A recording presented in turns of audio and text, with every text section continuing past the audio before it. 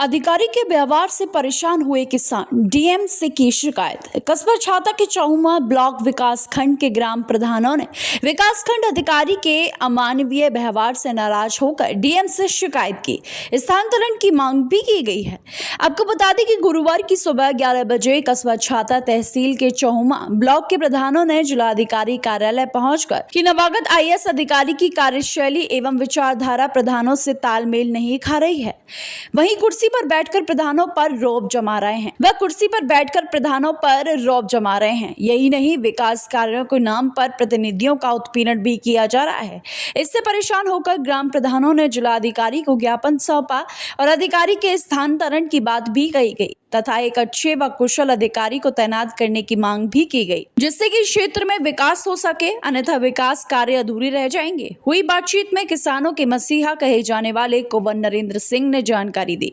देखिए, चौमा ब्लॉक के खंड विकास अधिकारी कोई रिंकू राही आए हुए हैं, आईएएस हैं। बड़ी अच्छी बात है, उनका स्वागत है। मथुरा जनपद में भगवान कृष्ण की जन्मस्थली बड़े सौभाग्य से मिलती है, उनको मिली है। तो वहाँ के जो सभी ग्राम प्रधान हैं पूरे ब्लॉक के, मैं 16 साल खुद प्रमुख रहा हूँ मथुरा ब्लॉक का, और मैंने पीसीएस अधिकारियों को भी देखा है। एक आध बार आईएएस भी ट्रेनिंग के समय में 2-3 महीने रहे, लेकिन बड़ा कोऑर्डिनेशन आपस में होना चाहिए। अब वो इनसे सबऑर्डिनेटिंग स्टाफ जो है, ग्राम सेवक है, पंचायत अधिकारी हैं और जो स्टाफ है वहाँ का, वो सभी पीड़ित है। प्रधानों के काम तो पड़ते ही हैं। प्रधान तो विकास के लिए जाएगा। जब चुनाव हुआ जनप्रतिनिधि है, सबसे पहला जनप्रतिनिधि तो ग्राम प्रधान ही है इस हमारे पंचायत राज सिस्टम का।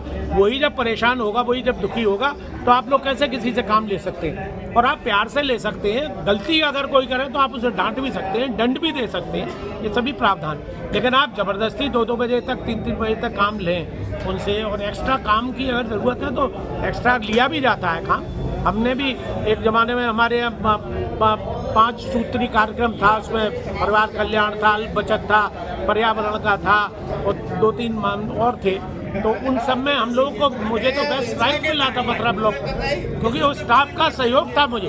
मैं तो यंग था, बहुत कमज़ोर था, लेकिन फिर भी मुझे सहयोग देते थे। तो अगर उनको इस बात का घमंड है कि भाई मैं आईएएस हूँ और ये सब मेरे चपरासी हैं, तो चपरासी कोई नहीं है। जनप्रतिनिधि चुना हुआ एक सम्मानित व्यक्ति होता है, तो वो काम ले रहे हैं आप, तो उनसे मिलके बैठ के कोऑर्डिनेशन करके काम लीजिए।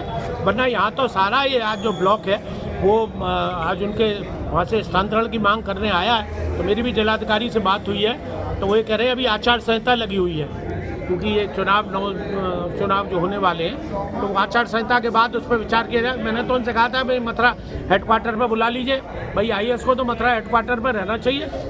वहाँ देहात में डाल रखा है उनको, तो उन्हें यहाँ बुला लें, यहाँ अच्छी सेवाएं देंगे, वो निगाह के नीचे भी रहेंगे, हेडक्वार्टर में रहेंगे। तो ये सब बातें आज इन्होंने लिख के भी दिया है प्रधानों ने।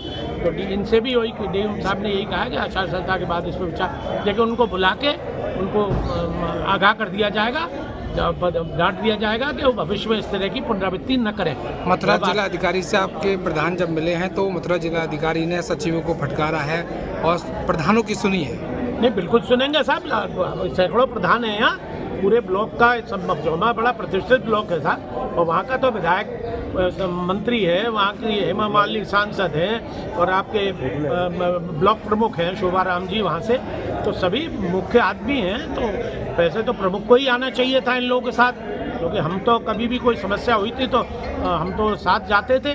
तो आज वो नहीं है, हो सकता है कार्य से कहीं बाहर हो।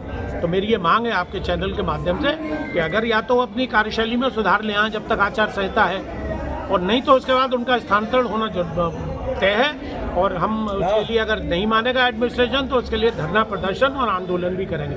अभी तो प्रधान ही जुड़े, जनता भी जुड़ सकती है। जनता भी सहयोग इन्हीं से, प्रधानों से ही लेती है। प्रधान ही विकास के काम कराता है, और कराता कौन है? अधिकारी तो आदेश देता है, इम्प्लीमेंट कौन करता है? ग्राम सेवक करता है, पंचायत सेक्रेटरी करता है, प्रधान करता है। इन तीनों का जब तक कोऑर्डिनेशन नहीं होगा तब तक गांव का विकास नहीं होगा।